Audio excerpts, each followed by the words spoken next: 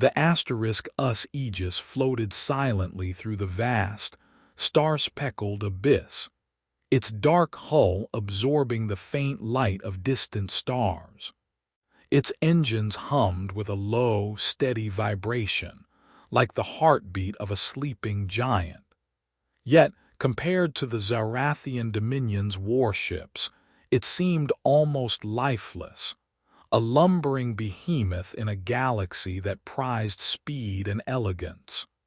The Zarathian vessels darted around it like predatory birds, their sleek, silver frames glinting as they moved with effortless precision. Their engines emitted a soft, melodic hum, a stark contrast to the deep, guttural resonance of the Aegis. Inside the Zarathian flagship, the Zephyr Lance ***, Admiral Terran Valrek observed the human vessel with a smirk curling his lips. His metallic skin caught the light of the bridge's crystalline panels, shimmering faintly like liquid silver. His sharp, angular features twisted into an expression of amused disdain as he leaned forward, his glowing amber eyes fixed on the sluggish movement of the Aegis. "Look at it," he said, his voice laced with mockery. "A relic from a bygone era. Do humans think they can bring a rock to a race of falcons?" His crew chuckled dutifully, their laughter a harmonious blend of tones, almost musical in nature. The Zarathians were a proud species, their entire culture built around speed and precision. To them, the Aegis was not just slow, it was an affront to the very principles they held dear. Valrek's disdain was not merely professional, it was personal. He saw the human ship as a symbol of backward thinking, a stubborn refusal to evolve in a galaxy that demanded progress. "Invite their captain," Valrek commanded, his tone dripping with condescension. "Let's see the face of the man who commands this floating relic." On board the Aegis ***, Captain Elias Morgan stood on the bridge, his hands clasped behind his back. His uniform was simple, almost unassuming, yet it carried an air of quiet authority. His face was calm, unreadable, as he watched the Zarathian ships dance around his vessel on the holographic display. "Message from the Zarathians, sir," said Lieutenant Arden, the communications officer. Her voice was tinged with unease. "Admiral Valrek has invited you to dine aboard the **Zephyr Lance **. The bridge fell silent for a moment. The crew exchanged glances, their expressions a mix of irritation and embarrassment. They all knew what this invitation meant. It wasn't a gesture of goodwill, it was a summons to humiliation. Morgan's expression didn't change. "Accept the invitation," he said evenly. "Sir." Arden hesitated. "You don't have to." "I said accept it," Morgan repeated, his voice firm but calm. "Let them think what they will." The dining hall of the **Zephyr Lance *** was a masterpiece of Zarathian design, sleek, crystalline walls that refracted light into a symphony of colors, and long, elegant tables adorned with intricate carvings. The air was perfumed with the subtle aroma of Zarathian spices, and the faint hum of the ship's engines added a rhythmic undertone to the atmosphere. Captain Morgan entered the room, his steps measured, his posture unwavering. The Zarathians turned to look at him, their expressions ranging from amusement to outright disdain. Valrek rose from his seat, his silver skin catching the light like polished steel. He extended his hand in an exaggerated gesture of welcome, his smile sharp and insincere. "Captain Morgan," Valrek said smoothly, "welcome aboard the Zephyr Lance *. I trust your journey wasn't too taxing." Morgan met Valrek's gaze, his own expression calm and unreadable. "Not at all, Admiral," he replied. "The view of your fleet was enlightening." Valrek's smile widened, though it didn't reach his eyes. "Ah, yes, our fleet. The pride of the Zarathian dominion. Sleek, fast, and deadly, everything a modern warship should be." He gestured to the table where an array of exotic dishes awaited. "Please, Captain, sit. Let us discuss the future of warfare." Morgan took his seat, his movements deliberate, almost meditative. As the Zarathians began to eat, Valrek launched into a monologue about the superiority of Zarathian technology. He spoke of speed as the ultimate weapon, the defining trait of any successful fleet. His officers nodded in agreement, their voices chiming in with praise for their advancements. "And then," Valrek said, turning his gaze to Morgan, "there's your ship, the Aegis. Tell me, Captain, what inspired Earth to build such a substantial vessel? Surely you've noticed that speed is the future." Morgan set down his glass, his eyes steady as they met Valrek's. "Every species approaches problems differently, Admiral," he said calmly. "Humans have a saying, sometimes the slowest blade cuts the deepest." The room fell silent for a moment. Valrek's smile faltered just slightly before he recovered. "Charming," he said, his tone dismissive. "But I fear that in the heat of battle, charming sayings won't save you." Morgan didn't respond. He simply leaned back in his chair, his expression as calm and unreadable as ever. Inside, he was already thinking several steps ahead. Let them mock the Aegis, he thought. Let them underestimate us. They'll learn soon enough that speed isn't everything. And as he returned to his ship later that evening, the faintest hint of a smile played at the corners of his lips. The Zarathians had no idea what was coming. The silent tension of the joint military exercise was shattered by the sudden, piercing wail of distress signals. The sound echoed through the Aegis *, an urgent cry that rippled across the crew like a cold wind. On the main display, a series of red markers flared to life. Outer colonies, far-flung and isolated, were under attack.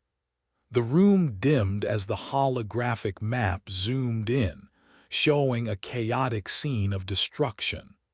Captain Morgan stood at the center of the bridge, his face carved from stone, his eyes fixed on the display.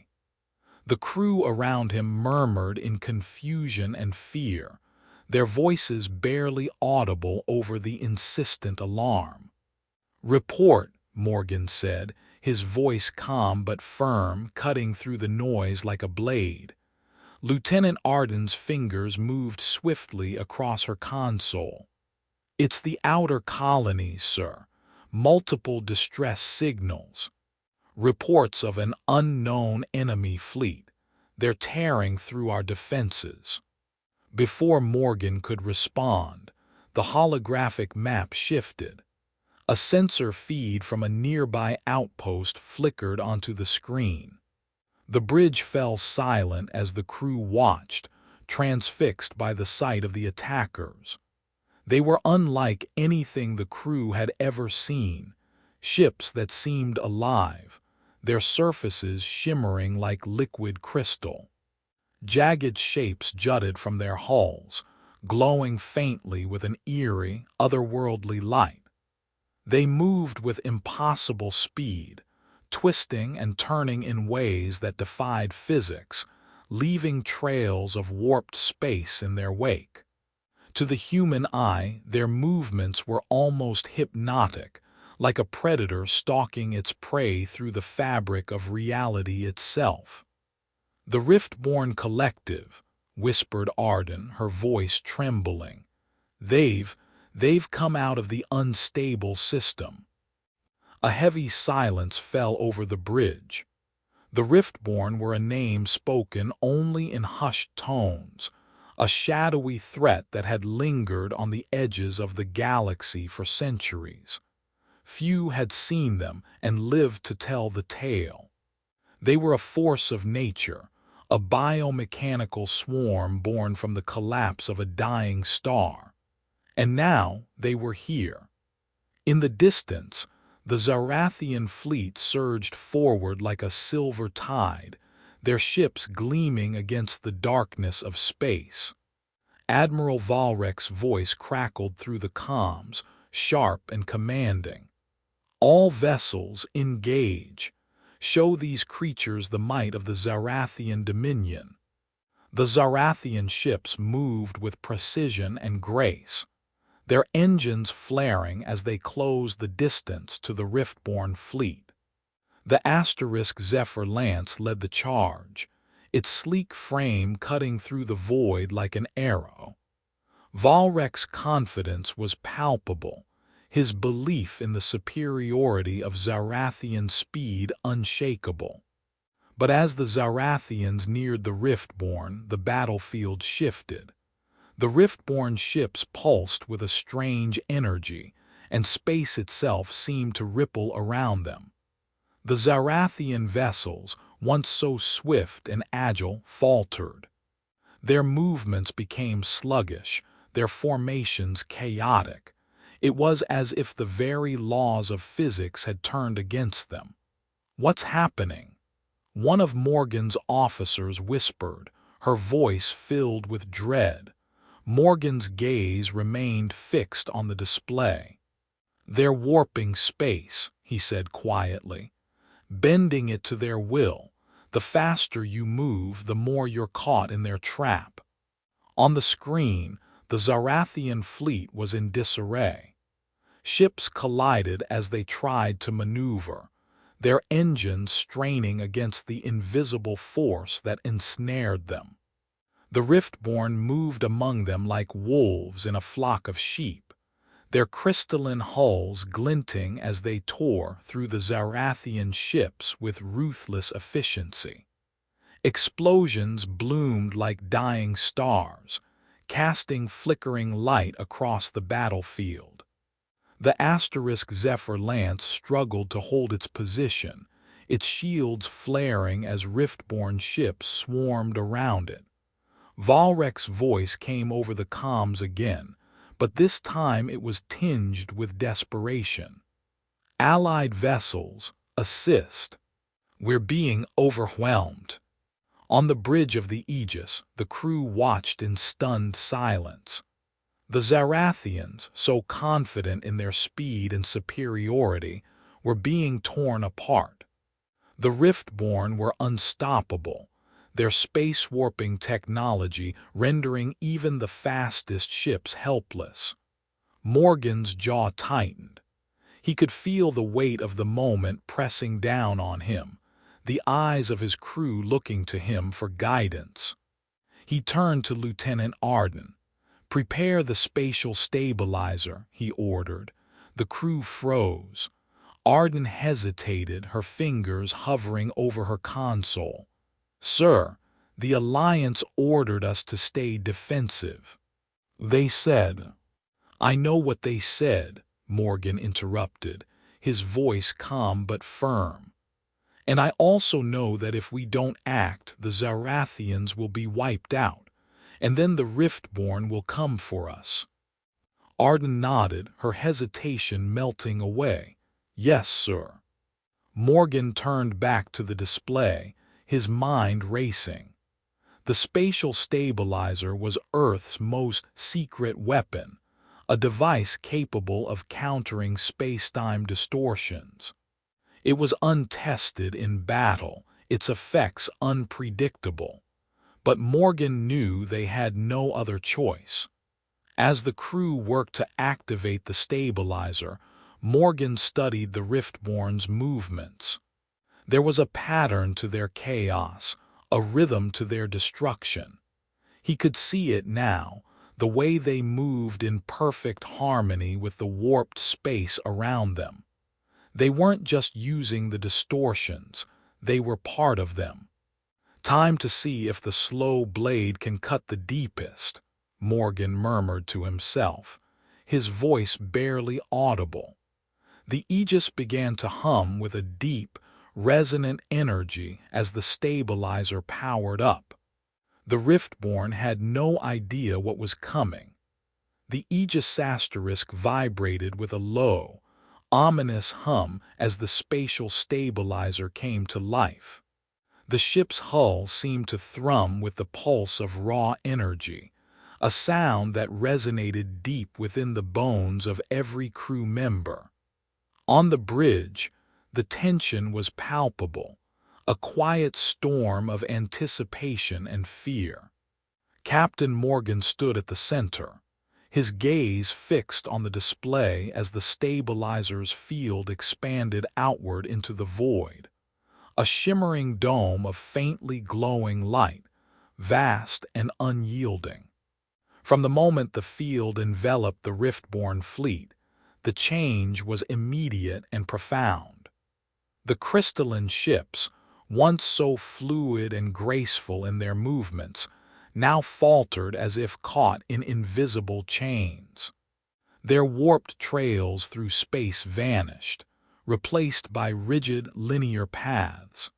It was as if the Riftborn had been stripped of their wings, forced to crawl across the battlefield like grounded birds. The crew of the Aegis watched in stunned silence.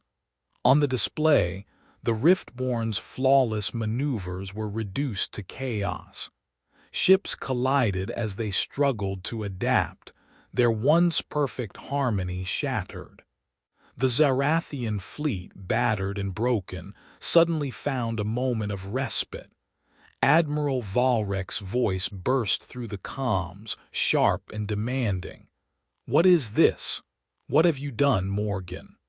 Morgan didn't turn away from the display. His expression remained calm, his voice steady. "We leveled the playing field, Admiral." Valrek's tone grew sharper, laced with disbelief and anger. This is Earth technology, isn't it? Classified, no doubt. You've been hiding this from the Alliance." Morgan finally turned to face the comms display, his gaze meeting Valrek's. "Speed can be a weakness, Admiral," he said evenly. "When you rely on it too much, you forget how to fight without it." Valrek's metallic skin seemed to glint with barely restrained fury, but he said nothing. Instead, he turned back to his fleet, barking orders for them to regroup and counterattack. The Zarathian ships, though damaged and shaken, began to form into tight formations, their weapons firing with renewed purpose. But the Riftborn were not so easily defeated. On the display, Morgan watched as their movements began to shift, their chaos giving way to a new kind of order. The biomechanical ships adapted with frightening speed, their tactics evolving to match the constraints of normal physics. They moved like predators circling their prey, their crystalline hulls glowing with a sinister light as they targeted the Zarathians with ruthless precision. Morgan's jaw tightened. He had expected the Riftborn to adapt, but not so quickly. Their intelligence was unlike anything he had ever seen, a cold, calculating force that seemed to anticipate every move before it was made. "Captain," Lieutenant Arden said, her voice trembling. The stabilizer is holding, but the Riftborn are adjusting. They're targeting the Zarathians with coordinated strikes. If this keeps up. Morgan nodded, cutting her off. I know, prepare the phase-link missiles. The bridge fell silent. The phase-link missiles were Earth's most revolutionary weapon, a marvel of science and engineering capable of bypassing shields and striking directly at an enemy's core systems. But they were untested in combat, their effects unpredictable. The crew exchanged uneasy glances, their fear and doubt written clearly on their faces. Do it, Morgan said firmly. We don't have time for hesitation. Arden nodded, her fingers moving swiftly across her console. The Aegis began to hum again, a deeper, more resonant sound that seemed to shake the air itself. On the display, the Riftborn ships continued their relentless assault, their crystalline forms glowing brighter with each passing moment. Morgan's gaze remained fixed on the enemy fleet. He could see the pattern in their movements, the way they adapted with terrifying precision. But he also saw their weakness, their reliance on their crystalline cores, the very heart of their biomechanical systems. The phase-link missiles were designed to exploit that weakness, to strike at the core and shatter the enemy from within. Target the largest Riftborn vessel, Morgan ordered. Fire when ready. The bridge was silent except for the hum of the missiles charging. The crew watched in tense anticipation, their breaths held as the countdown began. When the first missile fired, it was like a spear of light piercing the darkness. It moved with impossible speed, a streak of energy that cut through the void and struck the Riftborn ship at its center. For a moment, there was silence. Admiral Valrek's voice came through the comms, quieter this time, tinged with disbelief. How did you do that? But Captain Morgan didn't answer. His eyes remained fixed on the display, his expression unreadable. He knew better than to celebrate too soon. The Riftborn were not defeated, merely wounded, and like any predator, they would not fall without a fight. The Riftborn's response was swift and terrifying. Across the battlefield, their remaining ships began to emit strange pulses of energy, rippling outward like waves on a dark ocean. The pulses collided with the stabilizer's field, creating distortions that shimmered and crackled like heat waves in the air. The once stable dome of light began to flicker, its edges fraying as the Riftborn pressed their attack. On the bridge, the atmosphere shifted. The cheers faded, replaced by the frantic tapping of consoles and the low murmur of worried voices. Lieutenant Arden's voice cut through the tension, sharp and urgent. Captain, the stabilizer field is destabilizing. The Riftborn they're targeting it directly. If this keeps up, it won't hold, Morgan finished for her, his voice calm but grim. I know. The crew worked tirelessly, their faces pale and drawn as they fought to maintain the stabilizer. But Morgan could see it in their eyes. They knew it was a losing battle. The Riftborn were adapting too quickly, their crystalline ships pulsing with an alien intelligence that seemed to anticipate every move. Morgan stood at the center of the chaos, his mind racing. The stabilizer had given them an advantage, but it was temporary. The Riftborn were evolving, their tactics shifting like a storm.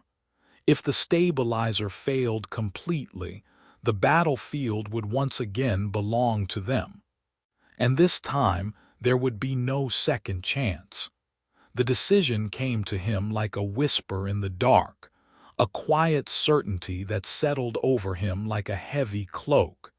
He turned to his crew, his voice cutting through the noise with quiet authority.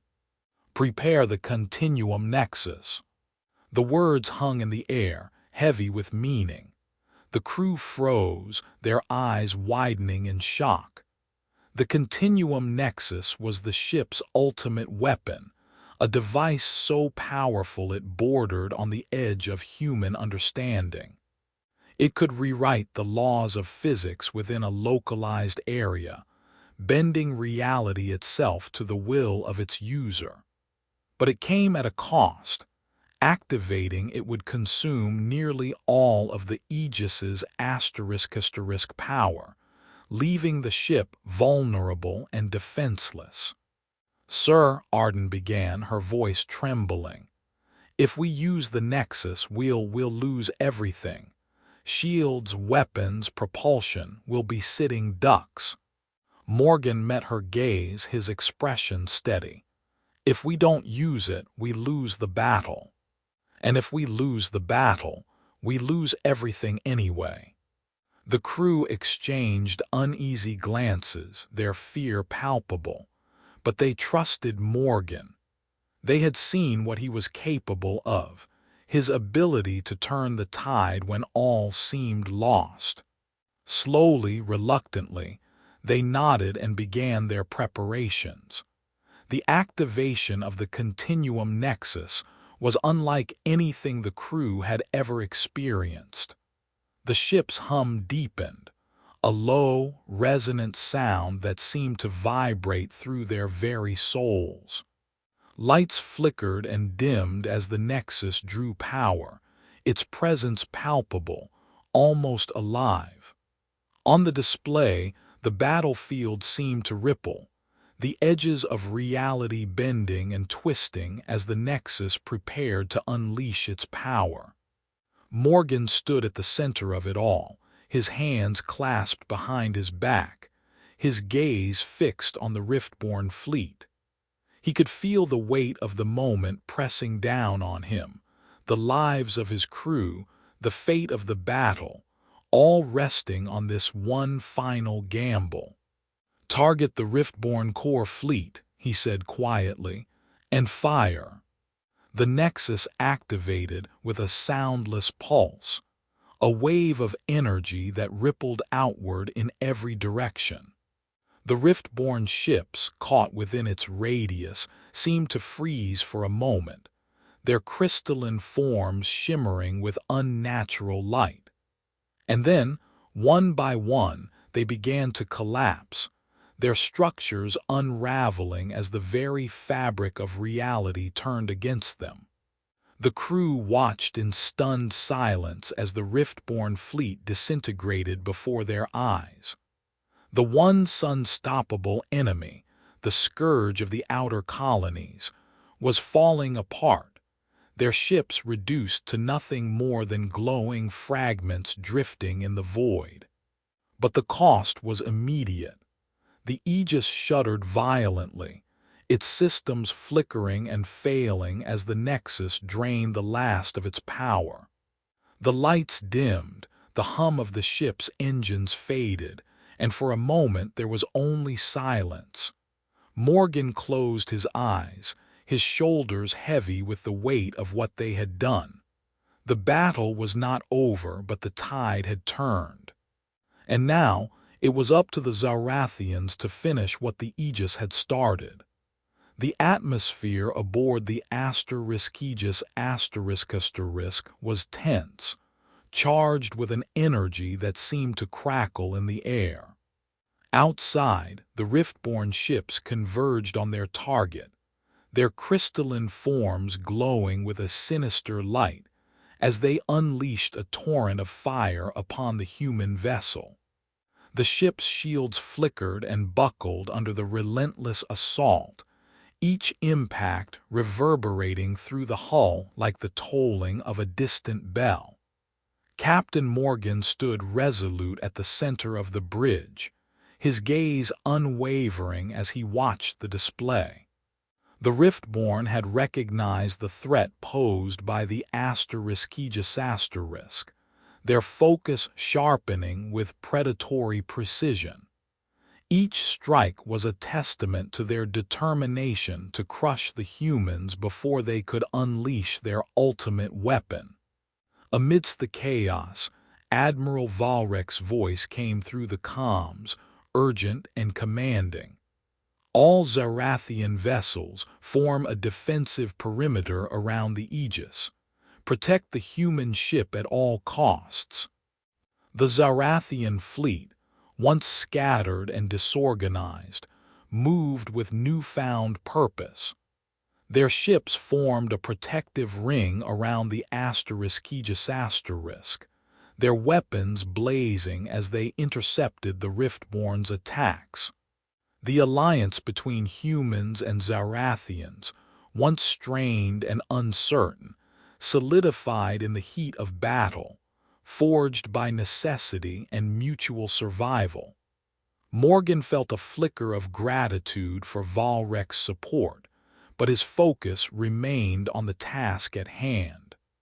The Aegis *** was on the brink, its shields failing, its systems stretched to their limits. There was no time to lose. With a deep breath, Morgan activated the Continuum Nexus. The ship's hum deepened, resonating through the bridge with a sound that was both terrifying and awe-inspiring. A ripple of energy spread outward from the ***, expanding into a distortion field that enveloped the Riftborn fleet. The effect was immediate and profound. Within the field, time and motion twisted and warped, bending to the will of the Nexus. The Riftborn ships, once so graceful and deadly, drifted helplessly, their advanced technology rendered useless by the Nexus's power. It was as if they were trapped in a web of frozen time, unable to navigate or fight back. The Zarathian fleet seized the opportunity with ruthless efficiency.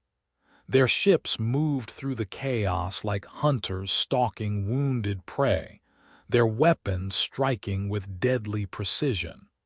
One by one, the immobilized Riftborn vessels exploded in brilliant bursts of light, their crystalline forms shattered and scattered across the void. But the Nexus's power came at a cost. On the bridge, warning lights flashed, and alarms blared as the device began to overheat. The ship shuddered violently, its systems straining under the immense pressure. Morgan could feel the heat rising, a tangible threat that seemed to press in from all sides, threatening to tear the Aegis * apart. "Captain, the Nexus is overheating." Arden's voice was sharp with fear, her fingers flying over her console in a desperate attempt to stabilize the ship. "If this continues, we'll lose the ship." Morgan's mind raced, calculating the risks, weighing the options. The Nexus had given them a chance, a fleeting moment of advantage that could turn the tide of battle. But if it failed, if the ***Aegis * was destroyed, all would be lost. With grim determination, Morgan made his choice. "Prepare for emergency shutdown," he ordered, his voice steady despite the chaos. "We need to preserve the ship. We've done enough." Arden nodded, her face pale but resolute. The crew moved with practiced efficiency, their fear tempered by the knowledge that they had done the impossible. They had faced the Riftborn and survived, their ship a beacon of hope in the darkness. As the Nexus powered down, the distortion field began to fade, releasing the Riftborn ships from their temporal prison. But the damage was done, their fleet was shattered, their forces scattered and broken. The Zarathian ships continued their assault, driving the Riftborn back, securing a hard-won victory. On the bridge, Morgan watched as the battle shifted, his heart heavy with the weight of what they had accomplished. The Aegis had survived, but the cost had been high. Yet in that moment, amidst the wreckage and ruin, there was a sense of triumph, a quiet certainty that they had turned the tide, that they had faced the darkness and emerged victorious. And as the Riftborn retreated, their ships disappearing into the void, Morgan knew that the battle was far from over. But for now, they had won. And in the depths of space, the Aegis stood as a testament to the power of human ingenuity and courage, a symbol of hope in a universe filled with uncertainty. The hum of the Aegis grew uneven, a strained, almost painful sound that resonated through the ship like a dying heartbeat. The air on the bridge was thick with tension, the crew's faces pale and drenched in sweat as the Continuum Nexus pushed closer to its breaking point. Lights flickered erratically, and the once steady vibrations of the ship became jagged, unpredictable tremors. Chief Engineer Kara Solis burst onto the bridge, her face tight with urgency. Her voice cut through the chaos, sharp and commanding. "Captain, we're running out of time. The Nexus is pushing the ship to its limits. Systems are failing all over. If we don't shut it down soon, the entire ship will tear itself apart." Morgan turned to her, his expression grim but composed.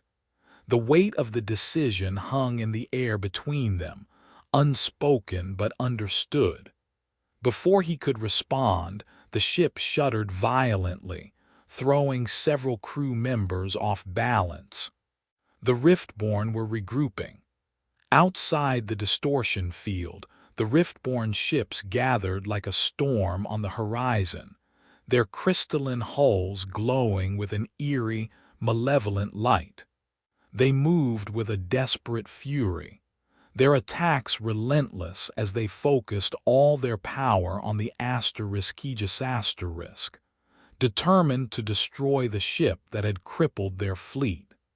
The void was alive with fire and light, beams of energy streaking across the battlefield, slamming into the Aegis's shields with deafening force. The shields flickered under the strain, their once bright glow dimming with each impact.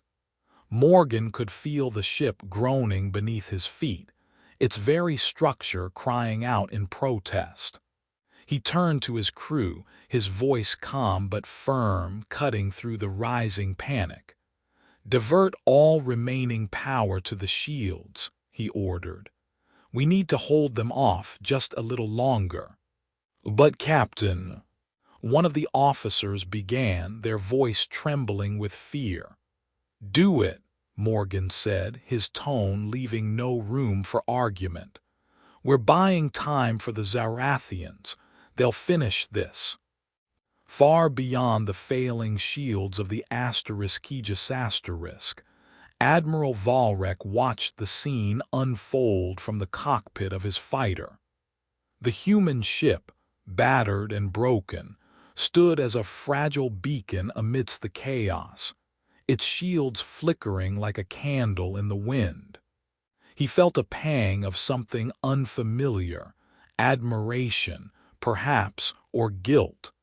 The humans had proven themselves far braver than he had ever given them credit for.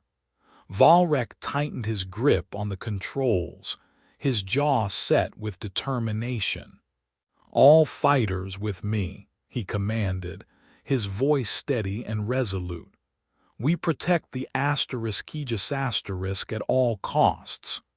With a roar, his fighter surged forward, leading the Zarathian fleet in a daring counterattack. The Riftborn ships, still focused on the **Aegis**, were caught off guard as the Zarathians struck with precision and fury. Valrek's fighter danced through the chaos, weaving between beams of energy and shards of crystalline debris. He fired relentlessly, each shot finding its mark, each explosion a step closer to victory. On the **Aegis**, the situation was growing dire. The shields were failing, the Nexus was approaching critical levels, and the ship itself seemed to be on the verge of collapse. Kara Solis worked frantically, her hands moving with practiced speed as she fought to stabilize the overloading systems. Sweat dripped down her face, her breaths coming in short, sharp bursts. "Captain," she called, her voice strained. "The Nexus is seconds away from overload. If it goes, we go with it." Morgan's gaze swept over his crew, their faces etched with fear and exhaustion. He felt the weight of their lives pressing down on him, the responsibility of command a heavy burden on his shoulders. He took a deep breath, his decision already made. "Shut it down," he said quietly. Kara hesitated for only a moment before nodding. Her fingers flew across her console, and with a final, desperate effort, she deactivated the Nexus. The ship shuddered violently one last time before falling silent, the hum of the Nexus replaced by an eerie stillness. The distortion field dissolved, and the rift-borne ships that remained outside it surged forward, only to meet the full force of the Zarathian fleet. The battle reached its climax in a blaze of light and destruction. The Zarathians pressed their advantage, their ships moving with deadly precision as they tore through the remnants of the rift-borne fleet. Explosions lit up the void, each one a testament to the Alliance's determination, their refusal to fall to the invaders. Finally, after what felt like an eternity, the last rift-borne ship shattered, its crystalline form disintegrating into 1,000 glittering fragments. The battlefield fell silent, the oppressive weight of the rift-borne's presence lifting at last. On the bridge of the **Aegis**,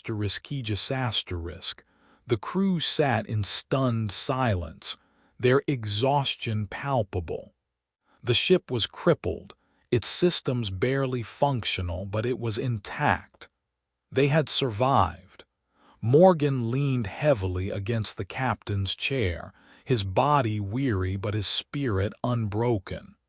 He looked around at his crew, their faces a mix of relief and disbelief. "We did it," he said softly, the words carrying a quiet strength. "We held the line." Outside, the Zarathian ships regrouped, their fighters circling the **Aegis in a protective formation. Admiral Valrek's voice came through the comms, his tone uncharacteristically warm. "You fought well, Captain," he said. "Your ship, your crew, they've earned their place in history."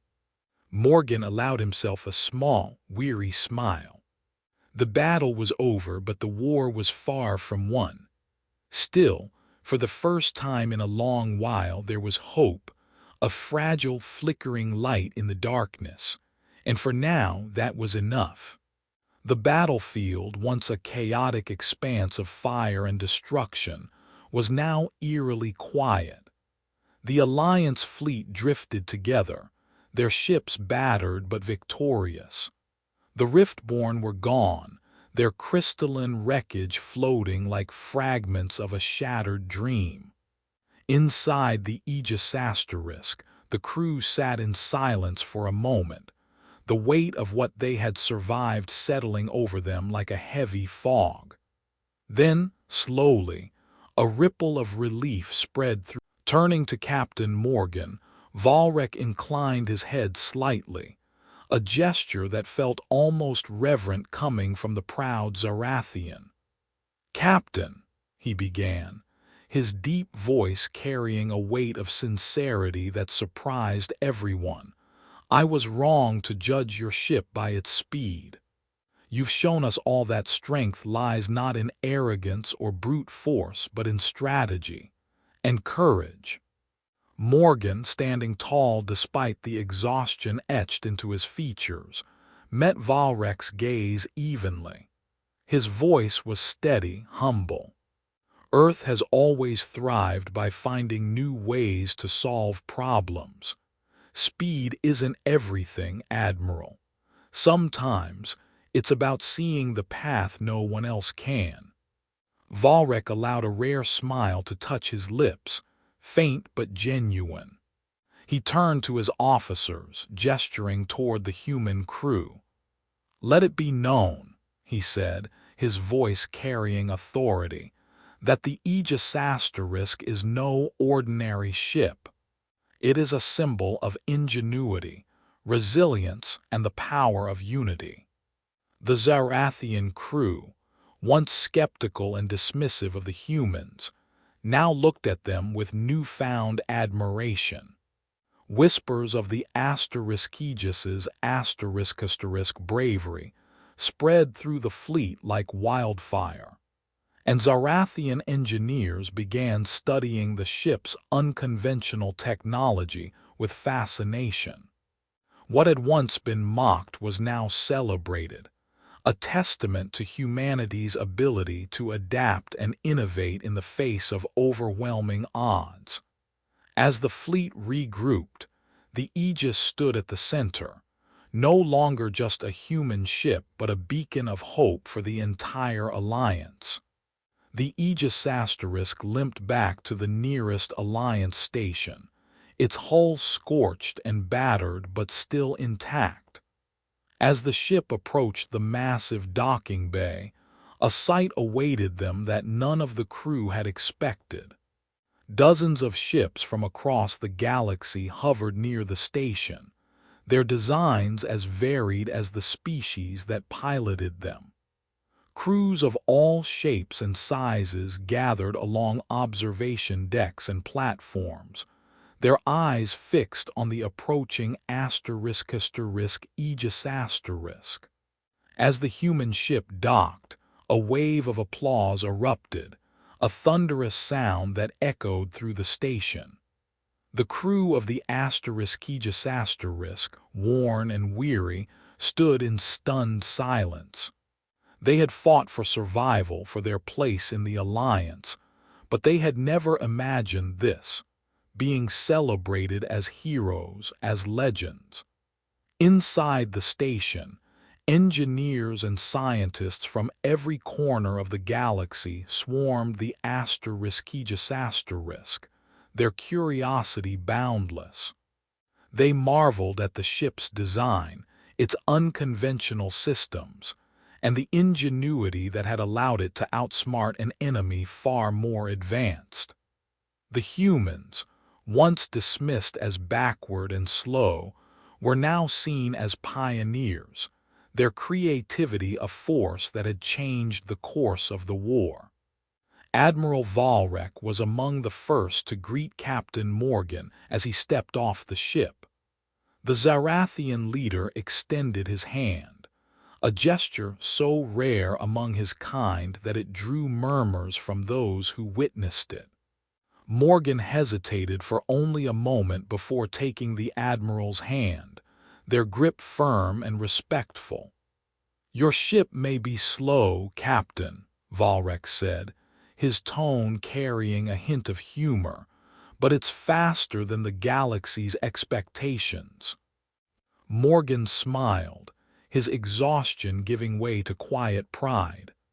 "Sometimes, Admiral, the slowest path leads to the greatest victories." Valrek nodded, his expression thoughtful. "Perhaps there's more to learn from Earth than we ever imagined." As the days passed, the Aegis became a focal point of study and inspiration. Engineers from across the galaxy worked alongside the human crew, eager to understand the ship's unique technology and the minds that had created it. Stories of the Aegis' bravery spread far and wide, reaching even the most distant corners of the Alliance. But for the crew of the Aegis, the greatest reward was not the applause or the accolades. It was the knowledge that they had proven their worth, not just as individuals but as representatives of Earth. They had shown the galaxy that true strength was not measured in speed or power, but in the ability to think differently, to adapt, and to persevere. The Aegis became more than a ship. It became a legend. Its name was etched into the annals of history, a reminder to all that even the smallest, slowest vessel could change the course of destiny. And as the crew prepared for their next journey, they carried with them the quiet certainty that they had not only survived, they had